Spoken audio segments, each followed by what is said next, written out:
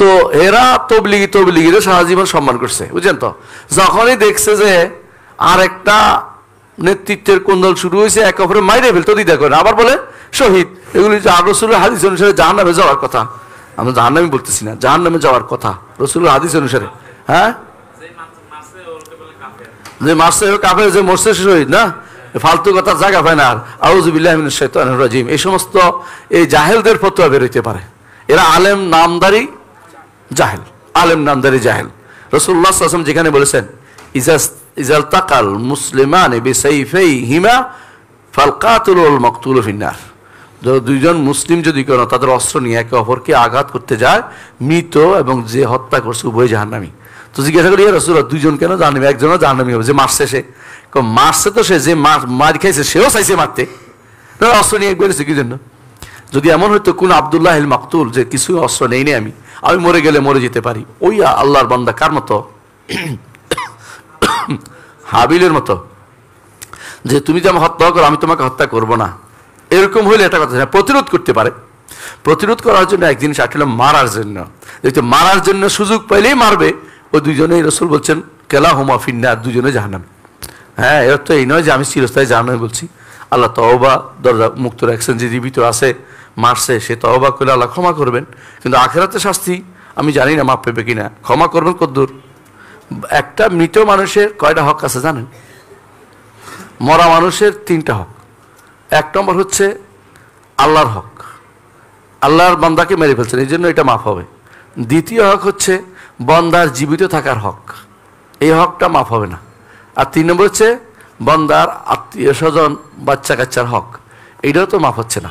হাসরের দিন এই জন্য মৃত ব্যক্তিটা মাথাটা নিয়ে হাজির হবে, ইয়া রব সাল হাজালিমা কাতালানি, এরা একে জিজ্ঞাসা করুন কেন আমাকে হত্যা করেছে।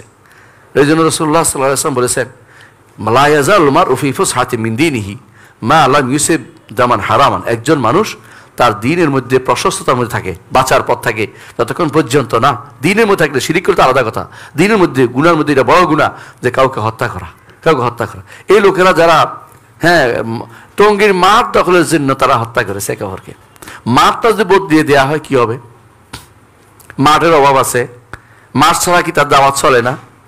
আমাদের দুনিয়ার জীবনে বর্তমান সময় আমরা দেখতে পাচ্ছি বেশিরভাগ মানুষই তাফে আতফা, যে জিনিসের কোনো মূল্যহীন, এটা নিয়ে মানুষ মরে যাচ্ছে, কোনো কারণ নাই মরে যাচ্ছে, মারি ফেলতেছে কে একে অপরকে।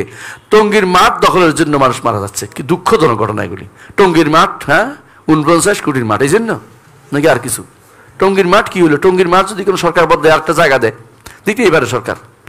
টঙ্গীর মাঠ ওদেরকে দিছে এক সময়, হ্যাঁ এক শাসককে দিছে, যে বুঝে দেখ না বুঝে দেখ, এটা একটা বিপদের কারণে দাঁড়াইছে। বুঝে আসছে কথাটা? প্রত্যেকে তার জায়গায় মসজিদে আছে আলোচনা করবে, অথবা নিজের জায়গাতে ঘর করবে। সরকার জায়গা দিতে হবে কেন? এইসব বেদাতের জন্য, এটাও তো জানার বিষয়। তো যদি করে এই সমস্ত জায়গাতে দিছে, এরপরে এখন মারামারি করতেছে, এটা যে কোনো সময় এটা উড্র করা উচিত, যে তোমরা মারামারি করছো যেহেতু এটা তোমাদেরকে আর দেওয়া হলো না, কারণ এটা তোমরা তো মারামারি করো, কারণ তোমরা তো শান্তি বিঘ্নিত করতেছো, এবং তোমাদের দ্বারা যে সমস্ত মানুষ মারা যাচ্ছে, এখন তো শুনতেছি আরো অনেক বেশি মারা গেছে, এটা আসলে দুর্ভাগ্যের বিষয়। সুতরাং এই জাতীয় কাজ করা যাবে না, ঠিক আছে? বুঝে আসছে? পরিবারের খরচ বহন করার জন্য চিন্তায় আখিরাতের কাজে পিছিয়ে যাচ্ছে। এখন প্রশ্ন হলো কিভাবে ব্যবসা ও আখিরাত সমতা রক্ষা করে আখিরাতে লাভবান হওয়া যায়। আল্লাহু আকবার। চিন্তা করবেন যে প্রতিদিন যে খরচ কমানো যায় কি করে, বাসার মধ্যে বাড়ানো চিন্তা করবেন না, বুঝলেন কিনা? এর জন্য দরকার হচ্ছে স্ত্রী, পরিবার, পরিজনকে আখিরাতমুখী করা, কারণ আপনি একা পারবেন না। এই জন্য সবচেয়ে বড় দরকার ওদেরকে আখিরাতের মুখী করুন। প্রত্যেকটা কথাই বলবেন যে এগুলি আজকে মরে গেলে কালকে নাই, আখিরাতের কাজ আমরা কি করতে পেরেছি।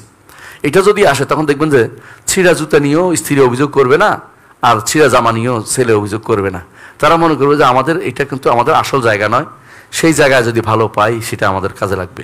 তখন আপনার উপর অতিরিক্ত চাপ দিবেন, আপনি ব্যবসাও করবেন, যতটুকু চালাতে পারবেন ওটা খুশি হবে যে আমার বাবা তো হারাম খাওয়াচ্ছে না। আপনার তখন ব্যবসাটাও আপনার ইনভেস্টের ভিতরে পড়ে যাবে, ব্যবসাটা তো ইনভেস্টের ভিতরে পড়ে যাবে, তখন আখিরাতমুখী কাজ হয়ে যাবে সবটা। এই জন্য চেষ্টা করবেন নিজের পরিবারকে ভালো করে বোঝাতে, নিজেকে অন্তরকে প্রবোধ দিতে যে আমি যা করছি যেন একটু দুনিয়ার জন্য না হয়, পুরোটা যেন আখিরাতমুখী হয়। আল্লাহ আমাদের কবুল করুন।